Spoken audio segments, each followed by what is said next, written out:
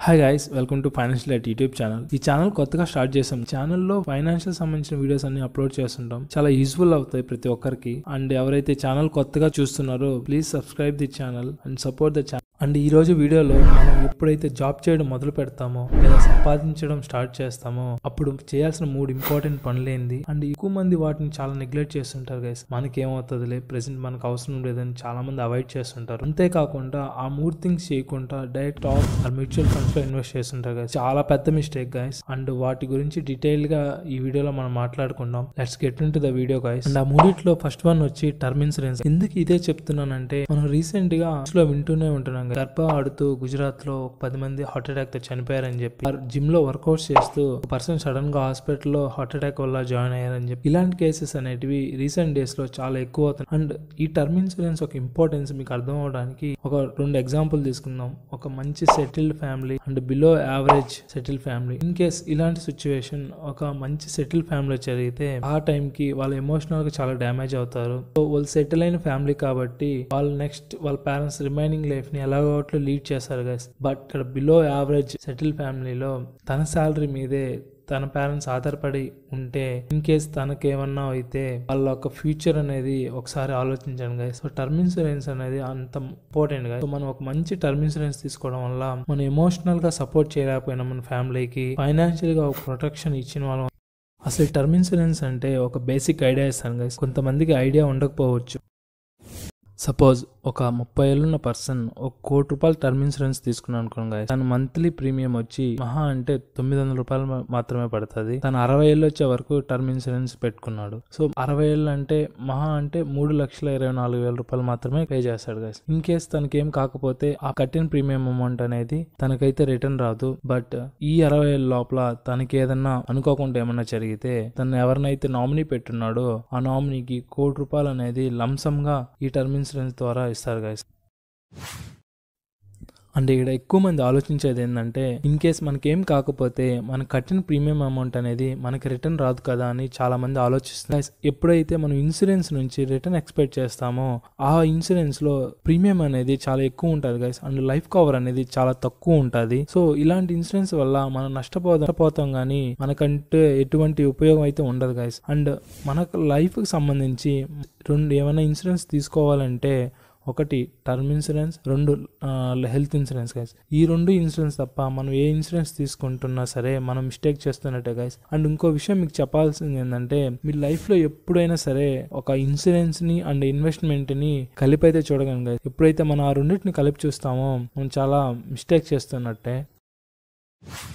Term insurance అంటే మీకు ఇప్పటికే ఒక ఐడియా అయితే వచ్చి ఉంటుంది గైస్. బట్ మనం ఈ టర్మ్ ఇన్సూరెన్స్ ఎక్కడ బై చేయాలని మీకు ఒక డౌట్ ఉంటే మనం ఆన్లైన్ ఆర్ ఆఫ్లైన్ ఎక్కడైనా బై చేయొచ్చు గైస్. ఇన్ కేస్ ఆన్లైన్ లో బై చేయాల్సి అంటే policybazaar.com ఇంకే వెబ్సైట్ లో అయినా మనం లాగిన్ అయ్యి మన బేసిక్ డీటెయిల్స్ ఇస్తే మన నేమ్, మన డేట్ ఆఫ్ బర్త్ అండ్ మన యాన్యువల్ ఇన్కమ్ గాని మెన్షన్ చేస్తే మన ఇన్సూరెన్స్ కంపెనీస్ అనేది మనకి ఎంత లైఫ్ కవరేజ్ అనేది దాంట్లో డిస్ప్లే చేస్తాయి గైస్. ఏ ఇన్సూరెన్స్ కంపెనీలో అయితే మీకు తక్కువ ప్రీమియం ఉండి high claim settlement ratio and high solvency ratio ఉంటాయో అలాంటి కంపెనీలో ఇన్సూరెన్స్ తీసుకోవడానికి ట్రై చేయండి గైస్. అండ్ ఇంకో ఇంపార్టెంట్ థింగ్ ఏంటంటే ఇయర్ లో మీ బర్త్డే మంత్ వచ్చే లోపల ఒక మంచి టర్మ్ ఇన్సూరెన్స్ అయితే తీసుకోండి గైస్. ఎందుకంటే మన ఏజ్ పెరిగే కొద్దీ ప్రీమియం అమౌంట్ అనేది పెరుగుతుంది గైస్. తక్కువ ఏజ్ లో తక్కువ ప్రీమియం తో తీసుకోవడం వల్ల త్రూఅవుట్ పాలసీ మనం అదే ప్రీమియం పే చేస్తాం కాబట్టి మనకు కొద్ది బెనిఫిట్ ఉంటుంది.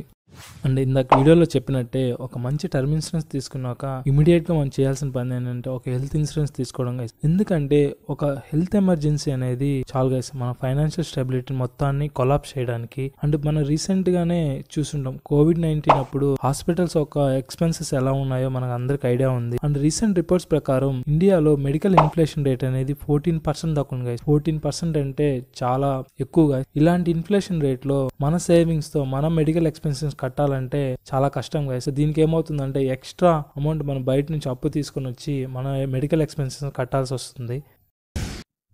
ఇండియాలో 5% పీపుల్స్ మాత్రమే వాళ్ళ ఒక మెడికల్ ఎక్స్పెన్స్ అనేటివి వాళ్ళ హెల్త్ ఇన్సూరెన్స్ కంపెనీ కడుతున్నారు. అది కూడా ఎవరైతే సెంట్రల్ గవర్నమెంట్ లో పనిచేస్తున్నారు and state government employees, A private companies అయితే వాళ్ళ ఎంప్లాయీస్ కి హెల్త్ ఇన్సూరెన్స్ ప్రొవైడ్ చేసిన వాళ్ళు మాత్రమే గైస్. రిమైనింగ్ 95% పీపుల్స్ అనే వాళ్ళు వాళ్ళ మెడికల్ ఎక్స్పెన్స్ అనేటివి వాళ్ళు సొంత సేవింగ్స్ తో పే చేస్తున్నారు గైస్. బట్ మనం పక్క కంట్రీలో అబ్జర్వ్ చేస్తే యుఎస్ లో గానీ యూకే లో గానీ వాళ్ళ హెల్త్ ఇన్సూరెన్స్ అనేటివి కంపల్సరీ చేస్తుంటారు గైస్ గవర్నమెంట్. దాని వల్ల ఏమవుతుందంటే 99% పీపుల్స్ యొక్క మెడికల్ ఎక్స్పెన్సెస్ అనేటివి వాళ్ళ మెడికల్ ఇన్సూరెన్స్ కంపెనీస్ మాత్రమే పే చేస్తాయి. దీనిలో మెయిన్ రీజన్ ఏంటంటే మన ఇండియాలో ప్రాపర్ అవేర్నెస్ లేకపోవడం, తక్కువ ప్రీమియం పే చేసి ఎప్పుడైనా ఇలాంటి హెల్త్ ఎమర్జెన్సీ వచ్చినప్పుడు హెల్త్ ఇన్సూరెన్స్ కంపెనీస్ ఇలా మనకి ప్రొటెక్షన్ ఇస్తాయని చెప్పి ప్రాపర్ అవేర్నెస్ లేకపోవడం. ఇంకోటి ఏంటంటే అవేర్నెస్ ఉన్నా సరే మనకి ఏమవుతుందిలే అన్న ఒక ఆలోచనతో చాలా మంది ఈ హెల్త్ ఇన్సూరెన్స్ అవాయిడ్ చేస్తుంటారు గైస్. అండ్ మీరు కూడా ఇలా చేసి మిస్టేక్ అయితే చేయకండి గైస్ హెల్త్ ఇన్సూరెన్స్ గురించి. అండ్ ఇందాక మన వీడియోలో మాట్లాడుకున్నట్టు మన లైఫ్ కి సంబంధించి మనకి ఇన్సూరెన్స్ ఉండాల్సి అంటే ఒకటి టర్మ్ ఇన్సూరెన్స్, 2 హెల్త్ ఇన్సూరెన్స్. ఈ 2 ఇన్సూరెన్స్ లో కాకుండా మనం ఇంకేదైనా ఇన్సూరెన్స్ కడుతుంటే ఒకసారి వాటి గురించి ఆలోచించండి గైస్. ఆ ఇన్సూరెన్స్ వల్ల మనకి ఎంత బెనిఫిట్ ఉంది అని ఆలోచించండి. అండ్ మూడో ఇంపార్టెంట్ థింగ్ వచ్చి emergency fund guys. Emergency fund అంటే మీకు బేసిక్ ఐడియా ఉంటుంది, బట్ ఇది క్రియేట్ చేసుకునేది పర్సన్ టు పర్సన్ అయితే మారుతుంది గైస్. ఇప్పుడు గవర్నమెంట్ ఎంప్లాయ్ అయితే ఒకలా క్రియేట్ చేసుకోవాలి, అదే ప్రైవేట్ కంపెనీలో ఎంప్లాయ్ అయితే ఒకలా క్రియేట్ చేసుకోవాలి, అండ్ బిజినెస్ మ్యాన్ అయితే ఒకలా క్రియేట్ చేసుకోవాలి గైస్. బట్ యావరేజ్ గా ఒక థంబ్ రూల్ ప్రకారం మనకి మంత్లీ బేసిక్ నీడ్స్ ఎంత అయితే ఖర్చు అవుతాయో, ఎగ్జాంపుల్ 10K ఖర్చు అవుతుందో ఒక 6 months కి మల్టిప్లై చేసుకొని ఎమర్జెన్సీ ఫండ్ అయితే క్రియేట్ చేసుకోవాలి. 6 months కంటే ఒక 60,000, బట్ 12 months చేసుకుంటే ఇంకా బెటర్ గైస్.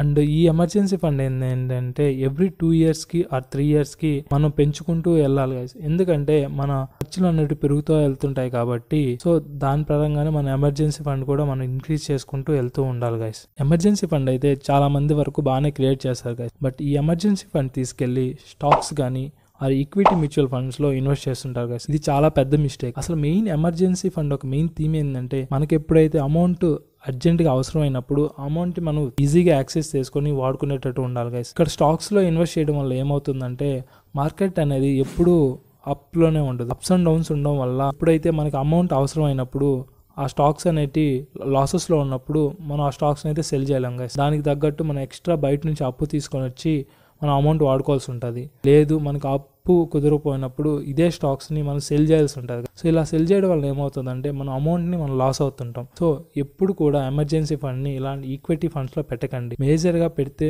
మనం ఎక్కడైతే ఇన్ఫ్లేషన్ ని బీట్ చేసి మనకి ఈజీ యాక్సెస్ ఉంటుందో అలాంటి వాటిలో మన ఎమర్జెన్సీ ఫండ్ ని పెట్టుకోండి గైస్.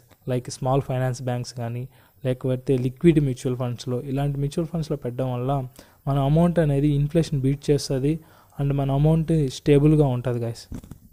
మీరైతే బాగానే చెప్పారు ఒక టర్మ్ ఇన్సూరెన్స్ అండ్ ఒక health insurance emergency fund create చేసుకోమని, బట్ మాకు వచ్చే శాలరీస్ మాకు ఎక్స్పెన్సెస్గా సరిపోవటం లేదంటే అట్లీస్ట్ ఒక 2,000 అయినా సరే ఒక టర్మ్ ఇన్సూరెన్స్ హెల్త్ ఇన్సూరెన్స్ తీసుకోవడానికి ట్రై చేయండి గైస్. ఎమర్జెన్సీ ఫండ్ అయితే తర్వాత నిదానంగా బిల్డ్ చేసుకోవచ్చు, బట్ ఎవరికైతే వాళ్ళ ఎక్స్పెన్సెస్ అన్ని పోగా శాలరీ బాగా మిగులుతుందో వాళ్ళు డైరెక్ట్ స్టాక్స్ కానీ ఆ మ్యూచువల్ ఫండ్స్ లో ఇన్వెస్ట్ చేస్తూ ఉంటే ఫస్ట్ ఈ 3 things చేసామో లేదో ఒకసారి చెక్ చేసుకోండి గైస్. ఈ 3 things చేయకుండా మనం ఎప్పుడైతే ఇన్వెస్ట్మెంట్ జర్నీ చేస్తున్నామంటే అది ఎలా అంటే ఒక ఫౌండేషన్ లేకుండా బిల్డింగ్ కట్టినట్టే గైస్. ఏ టైంలో అయినా సరే ఆ బిల్డింగ్ అనేది కొలాప్స్ అయిపోతుంది. సో ఫస్ట్ ఈ 3 things చేసి ఒక స్ట్రాంగ్ బేస్ క్రియేట్ చేసుకొని మీ ఇన్వెస్ట్మెంట్ జర్నీ అనేది స్టార్ట్ చేయండి గైస్. ఈ వీడియోలో జాబ్ వచ్చాక చేయాల్సిన 3 ముఖ్యమైన పనులేంది, అందులో ఏది ఫస్ట్ చేయాలి, తర్వాత ఏది చేయాలని చాలా డీటెయిల్గా మాట్లాడుకున్నాం. మీ ఫ్రెండ్ సర్కిల్లో ఎవరైతే రీసెంట్గా జాబ్ జాయిన్ అయ్యి ఆల్రెడీ జాబ్లో ఉండి ఇన్వెస్ట్మెంట్ జర్నీ స్టార్ట్ చేద్దాం అనుకుంటున్నారో వాళ్ళకి ఈ వీడియో షేర్ చేయండి గైస్. ఇది వాళ్ళకి హెల్ప్ అవుతుంది. And please subscribe the channel. Thank you guys.